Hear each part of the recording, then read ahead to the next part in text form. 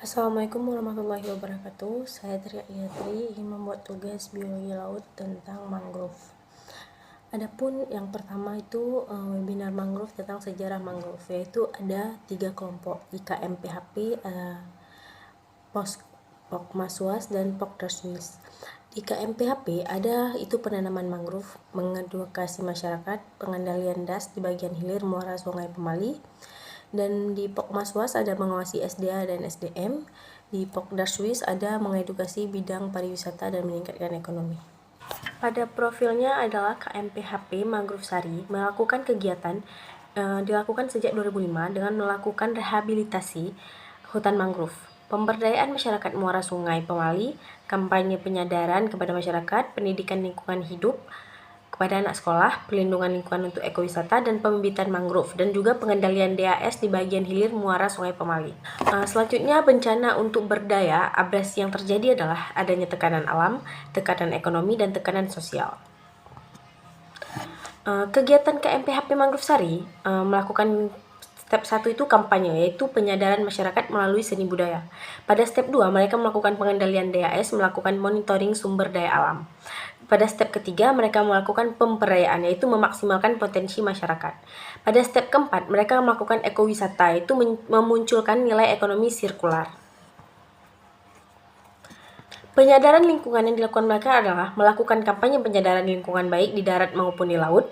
Yang kedua itu pendidikan lingkungan atau penanaman. Yang ketiga pemanfaatan lahan kritis atau pembibitan. Yang keempat jambur mangrove atau festival.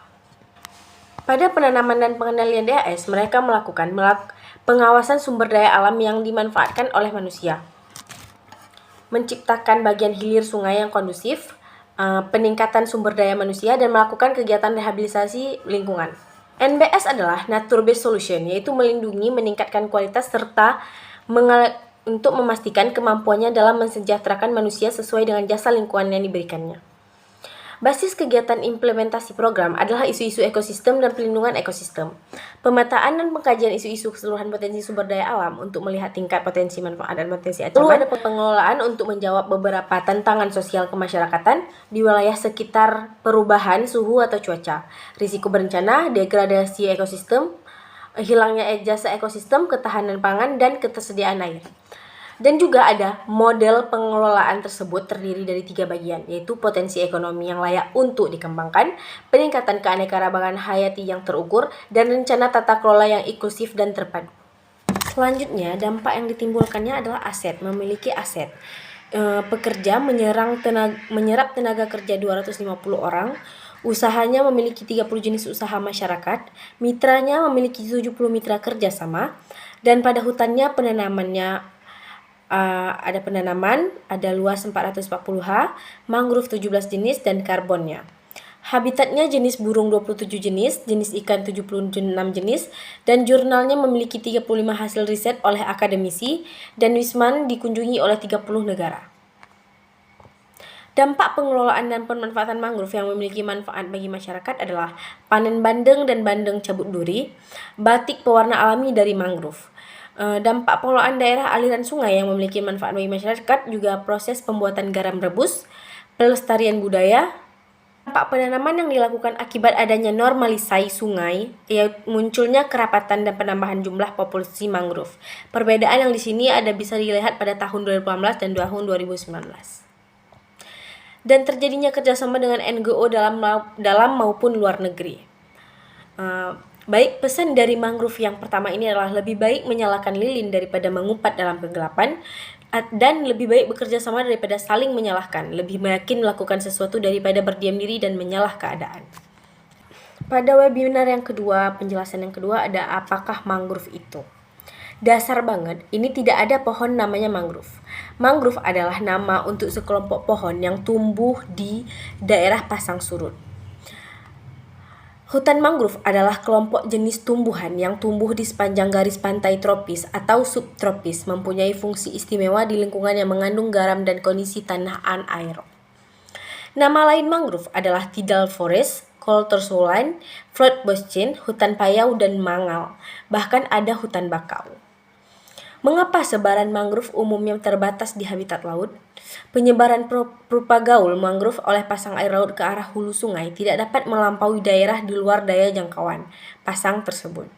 Anakan mangrove tumbuh lambat sehingga kalah bersaing dengan anakan jenis tumbuhan rawa air tawar. Walaupun mangrove dapat mentoleransi 2 kali sehari penggenangan tanah oleh air pasang, tetapi beberapa jenis mangrove tidak dapat mentoleransi waterlogging. Penyebaran mangrove secara geografis umumnya mangrove tersebar di sepanjang garis pantai daerah tropis. Jumlah jenis atau spesies mangrove sejati, komponen utama dan tambah sekitar 70 jenis. 40 spesies dari kelompok ini terdapat di Asia Tenggara. Kurang lebih 15 spesies terdapat di Afrika dan sekitar 10 spesies terdapat di Amerika. Luas dan penyebaran mangrove di Indonesia. Tahun 1982 Indonesia memiliki 4.251.000 ha hutan mangrove. Tahun 96, areal hutan mangrove ini telah berkurang menjadi 3.533.600 ha. Berdasarkan peta mangrove nasional terbaru yang dirilis Kementerian Lingkungan Hidup dan Kehutanan tahun 2021, bahwa total luas mangrove di Indonesia seluas 3.364,76 ha. Pengurangan ini terjadi karena perubahan tata guna lahan dan penggunaan sumber daya alam berlebihan yang disebabkan oleh peningkatan jumlah penduduk di daerah pantai.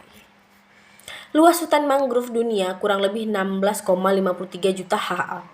Asia 7.447 ha. Kurang lebih Indonesia 3,4 juta ha. Afrika 3.258 juta ha. Dan Amerika 5.830 juta ha. Kondisi mangrove di Indonesia. KLHK pada 2019 merilis jika sekitar 600.000 hektar dalam kondisi kritis. Dalam aspek kebijakan, baru-baru ini Kemenko Marves mengeluarkan Kepmenko Marves nomor 88 tahun 2022 tentang kelompok kerja pengelolaan ekosistem mangrove nasional. Kelompok flora pada mangrove. Flora mangrove sejati ada Rhizopora, Bruguiera, Cryop, Candelia, Avicennia, Solanaria, dan Nipah. Flora mangrove minaria, Silosarpus, Heripteria, Aegiseras, Aegelitis, dan Acrotizun. Dan flora asosiasi mangrove ada Cerbera, Hibiscus, Acanthus, Deris, Calamus, dan Ipomea pescapra, dan lainnya. Cara pengenalan jenis ada 1 bentuk pohon atau tanaman, yang kedua ada bentuk akar, yang ketiga bentuk buah, yang keempat bentuk dan susunan daun, yang kelima rangkaian bunga, dan keenam adanya habitat tempat tumbuh. Bentuk tumbuhan ada pohon, semak, tumbuhan merambat, paku atau palem, dan herbal atau rumput. Akar tunjang pada mangrove adalah akar udara yang tumbuh di atas permukaan tanah. Akar nafas, akar udara yang berbentuk seperti pensil atau kerucut menonjol ke atas. Akar lutut adalah akar horizontal yang berbentuk seperti lutut terlipat di atas permukaan tanah. Akar papan, akar horizontal yang berbentuk seperti pita di atas permukaan tanah berliku-liku. Dan ada banir, struktur akar seperti papan memanjang secara radial dari pangkal batang. Pada bentuk akar ada akar udara, aerial root, yaitu akar yang terkena udara secara langsung selama beberapa saat dalam sehari atau bahkan sepanjang hari. Yang pertama ada akar tunjang atau steel root, akar nafas pneumatopor, akar lutut knerut, akar papan plangrut, dan banir batris. Bentuk dan susunan daun. Ada susunan daun tunggal yang hanya terdapat satu helai daun yang terlihat nyata pada tangkai daun. Yang kedua, daun majemuk terdiri dari 2 atau lebih helai daun yang terlihat nyata dan jelas pada tangkai daun.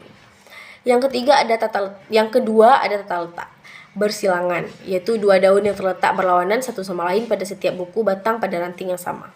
Yang kedua ada berseling, hanya 1 daun yang terdapat pada buku batang pada setiap ranting.